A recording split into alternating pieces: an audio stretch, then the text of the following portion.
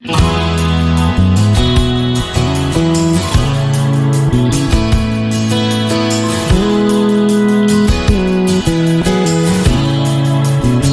नमः शिवाय। दोस्तों, आज मैं आपके सामने प्रसिद्ध कवि कुमार विश्वास जी की कुंडली लेके आया हूँ। इनका जन्म 10 फरवरी 1970 में हुआ और इनका जन्म बसंत पंचमी के दिन ही हुआ। तो मैं आपको आगे बसंत पंचमी के 16 फरवरी 2021 में जो आने वाली है उसके बारे में मुहूर्त भी बताऊंगा और किस तरह से की पूजन किया जाए और वो भी बताऊंगा। तो इस वीडियो को लास्ट तक देखिएगा ज़रूर। तो सबसे पहले मैं आपको कुमार विश्वास जी की कुंडली के बारे में बताता हूँ। देखिए, ये वृषभ लग्न की इनकी कुंडली है। वृषभ लग्न के जो स्वामी हैं वो शुक्र यहाँ कर्म भाव में बैठे हुए हैं, शनि के घर में बैठे हैं, मित्र राशि घर में बैठे हैं, साथ साथ राहु बैठे हैं। तो यहाँ पे इनका जो है लग्नेश का जो है कर्म भाव में बैठना काफ़ी अच्छा योग बन रहा है। अब इनका जो है हम बात करेंगे इनके धन भाव की, साथ साथ उसके पहले देखिए केतु की दृष्टि पड़ रही है। तो अब धन भाव में देखिए मिथुन राशि है। मिथुन राशि के स्वामी बुध भाग्य स्थान पे बैठ गए हैं और वर्गोत्तम हैं। तो बुध और बुध मतलब जो है धन भाव के स्वामी का धनेश का भाग्य स्थान में बैठना काफ़ी अच्छा योग बन रहा है, साथ साथ सूर्य के साथ। अब इसमें देखिए शनि की तीसरी दृष्टि पड़ रही है धन भाव में और मंगल की चौथी दृष्टि पड़ रही है धन भाव में और गुरु की जो है 9वीं दृष्टि पड़ रही है धन भाव में और राहु की 5वीं दृष्टि पड़ रही है। तो इन सारी की दृष्टियों के कारण धन भाव इनका काफ़ी अच्छा है। और साथ साथ इनके पराक्रम की बात करेंगे। देखिए कर्क राशि है, कर्क राशि के स्वामी चंद्रमा लाभ भाव में बैठे हुए हैं। तो लाभ भाव में बैठने के कारण इनका जो है पराक्रम भी काफ़ी अच्छा है। साथ साथ में देखिए पराक्रम में सूर्य और बुध की दृष्टि पड़ रही है। सूर्य और बुध की दृष्टि जो है चंद्रमा के घर में अपने के घर में पड़ने के कारण इनका ये भाव भी काफ़ी अच्छा हो रहा है, पराक्रम काफ़ी अच्छा हो रहा है। अब हम बात करते हैं चतुर्थ भाव की, सुख सुविधा भूमि माता मकान वाहन की। वहाँ पे केतु बैठे हुए हैं सिंह राशि पे और राहु और शुक्र की दृष्टि पड़ रही है। तो ये भाव भी अच्छा हो रहा है। अब हम बात करते हैं इनके पंचम भाव के, ज्ञान के भाव में, जहाँ पे कन्या राशि है। कन्या राशि के स्वामी बुध 9वें भाव में बैठे हुए हैं और शनि के घर में मकर राशि में। तो बुध वर्गोत्तम भी हैं। तो जब पंचम के स्वामी का जब 9वें भाव में बैठना तो उच्च शिक्षा का योग बना हुआ है और इसलिए इन्होंने डॉक्टर की उपाधि प्राप्त की और इनका जो है ज्ञान प्राप्त हो, उच्च शिक्षा इनको मिल रही। अब हम बात करते हैं इनके साथ साथ, देखिए उसके पहले चंद्रमा मंगल की भी दृष्टि पड़ रही है। चंद्रमा मंगल की दृष्टि पड़ने के कारण ये जो है बुध के घर में चंद्रमा मंगल की दृष्टि पड़ने के कारण इनका विद्या भाव काफ़ी अच्छा हो रहा है। अब हम बात करते हैं इनके जो है रोग ऋण शत्रु भाव की, जहाँ पे तुला राशि है। तुला राशि के स्वामी शुक्र केंद्र में बैठ गए हैं, साथ साथ गुरु बैठे हैं। गुरु जहाँ बैठते हैं उस भाव को कमजोर करते हैं, रोग ऋण शत्रु कमजोर हो रहे हैं। साथ साथ देखिए मंगल की जो है 8वीं दृष्टि पड़ रही है। मंगल की 8वीं दृष्टि पड़ने के कारण मंगल जहाँ के कारण ये भाव भी दबे हुए हैं। साथ साथ में देखिए शनि की दृष्टि पड़ रही है और राहु की दृष्टि पड़ रही है। शनि और राहु की तुला राशि में दृष्टि पड़ रही है। तो शनि उच्च राशि में शनि की दृष्टि और तुला मित्र राशि में, तो ये भाव भी काफ़ी अच्छा हो रहा है। अब हम बात करते हैं इनके व्यवहारिक जीवन की और बिजनेस भाव की। देखिए यहाँ पे जो है वृश्चिक राशि है। वृश्चिक राशि के स्वामी चंद्रमा बैठ गए हैं यहाँ पे लाभ भाव में, तो ये भाव भी काफ़ी अच्छा हो रहा है।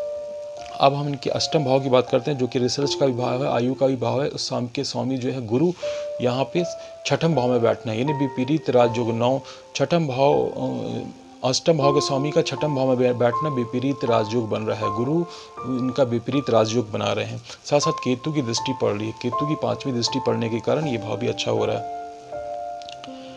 अब हम बात करते हैं इनके भाग्य भाव की। तो देखिए भाग्य भाव में सूर्य और बुध बैठे हुए हैं, जहाँ पे बुध जो है वर्गोत्तम है और शनि के घर में बैठे हुए हैं। तो इस कारण, और इसका स्वामी शनि जो है यहाँ पे बैठे हुए हैं और शनि की जो है 10वीं दृष्टि अपने ही घर में पड़ रही है।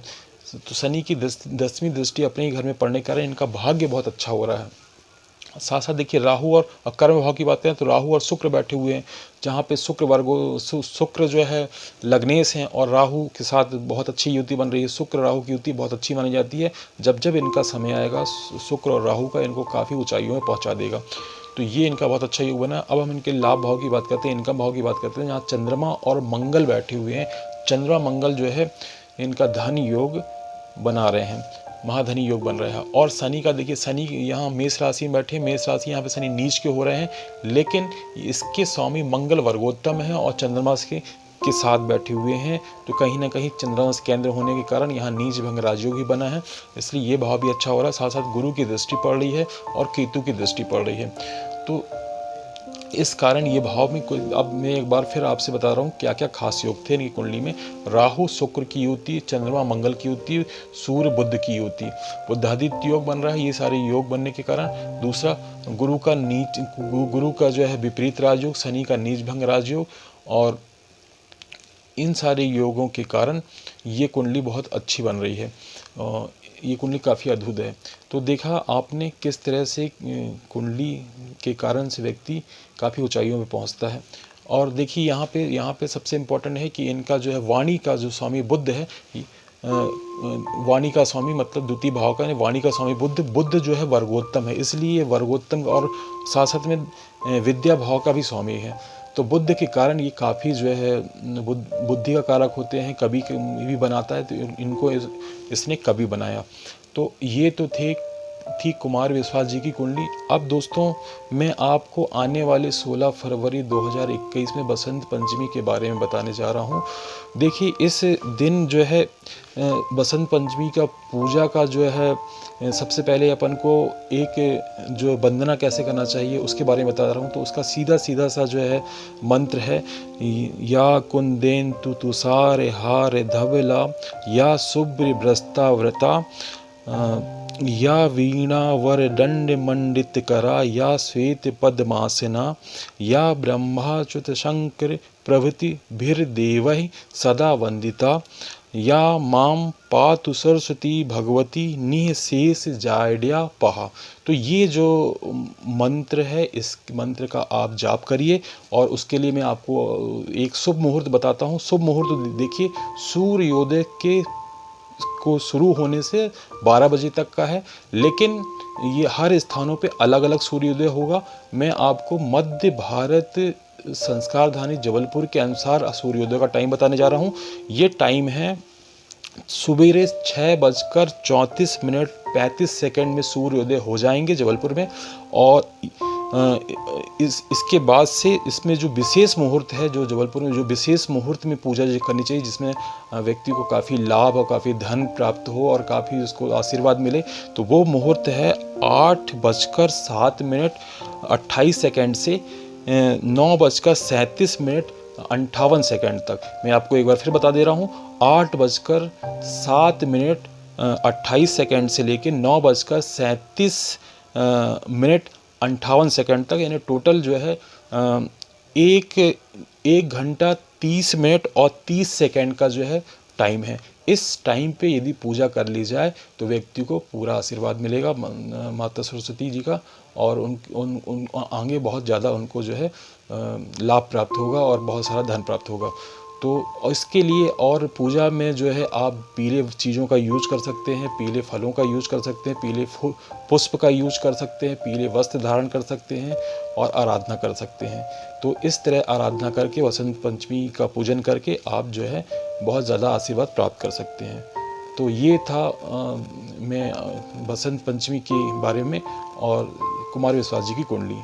तो दोस्तों इस तरह आप भी अपनी कुंडली का एनालिसिस करिए और पूजन करिए, और मेरे चैनल को like and subscribe and share जरूर करिए ताकि आने वाले वीडियो आप तक पहुंच सकें।